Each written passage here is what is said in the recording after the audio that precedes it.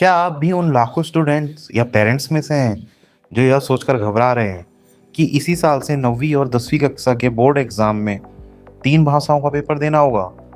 Social media पर आधी अधूरी जानकारियों से एक पैनिक का माहौल बना दिया है, लेकिन सच्चाई इससे बिल्कुल अलग है। नमस्कार दोस्तों, ज्ञानी मिशन में आपका स्वागत है। हाल ही में सीबीएसई ने एक सर्कुलर जारी किया है जिसने पूरे एजुकेशन सिस्टम में हलचल मचा दी है।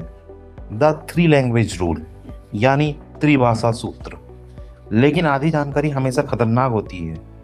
आज के इस वीडियो में हम आपको हवाई बातें नहीं, बल्कि सीबीएसई के आर्टिफिशियल डॉक्यूमेंट्स और एनसीएफ 2023 की असली टाइमलाइन डिकोड करके बताएंगे।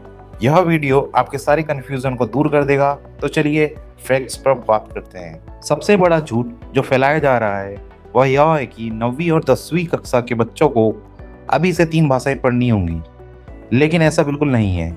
सीबीएसई इस नियम को एक फेस्ड रोल आउट यानी चरणबद्ध तरीके से लागू कर रहा है। शुरुआत हो रही है इसी एकेडमिक सेशन यानी 2026-27 से।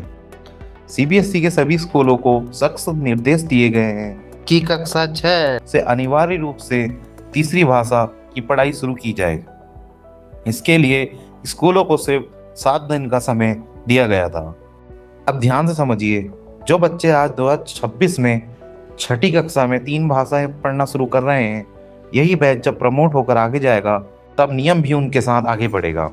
यानी 2027-28 में यह 6वीं और 7वीं में लागू होगा। 2028-29 में यह 8वीं तक लागू हो जाएगा। उसी प्रकार 2029-30 में जाकर यह 9वीं कक्षा में लागू होगा। और सबसे जरूरी बात, 2030-31 के बैच वाले छात्र भारत के पहले ऐसे छात्र होंगे जो 10वीं क्लास में बोर्ड एग्जाम में 3 भाषाओं का पेपर देंगे। यानी अगर आप अभी 8वीं, 9वीं या 10वीं में हैं तो आप पर इस नए नियम का कोई असर नहीं पड़ने वाला है। अब सवाल आता है कि ये 3 भाषाएं आखिर पढ़ाई कैसे जाएंगी? सीबीएसई ने इन भाषाओं को 3 अलग लेवल्स यानी R1, R2 और R3 में बांट दिया है। R1, जिसको एडवांस लेवल के रूप में रखा गया है, यह आपकी पहली भाषा होगी। इसमें लिटरेचर, ग्रामर और डीप एनालिसिस पढ़ाया जाएगा। आमतौर पर बच्चे इसमें अपनी मातृभाषा या वो भाषा चुनेंगे जिसमें वो सबसे ज़्यादा सहज। अब बात करते हैं R2, जो कि इंटरमीडिएट लेवल पर रखा गया है। यह दूसरी भाषा होगी। इसका मकसद है कि छात्र उस भाषा को अच्छे से पढ़ना, लिखना और बोलचाल में इस्तेमाल करना सीख जाए। इसी प्रकार R3 एक फाउंडेशनल लेवल की भाषा रहेगी। यह नई और तीसरी भाषा होगी। इसी R3 को अभी क्लास 6 से लागू किया गया है। इसका लेवल थोड़ा बेसिक होगा ताकि बच्चों पर भारी सिलेबस का बोझ ना पड़े। इसमें सिर्फ भाषा की समझ और बेसिक कम्युनिकेशन पर जोर दिया जाएगा। और इन तीनों में से सबसे बड़ा नियम यह है कि 3 भाषाओं में से कम 2 भाषाएं भारतीय मूल भाषाएं यानी कि नेटिव इंडियन लैंग्वेजेस में से होनी चाहिए। मतलब अगर आप R1 और R2 में इंग्लिश चुनते हैं तो बाकी दोनों भाषाएं हिंदी, संस्कृत, तमिल, बंगाली, मराठी या भारत की कोई अन्य क्षेत्रीय भाषा में से ही होगी। अब हम इसके मकसद और ज़मीनी हकीकत की बात कर लेते हैं। सरकार आखिर यह बदलाव कर क्यों रही है? नेशनल एजुकेशन पॉलिसी 2020 का यह मानना है कि मल्टीलिंगुअल होने से बच्चों का दिमागी विकास बेहतर होता है।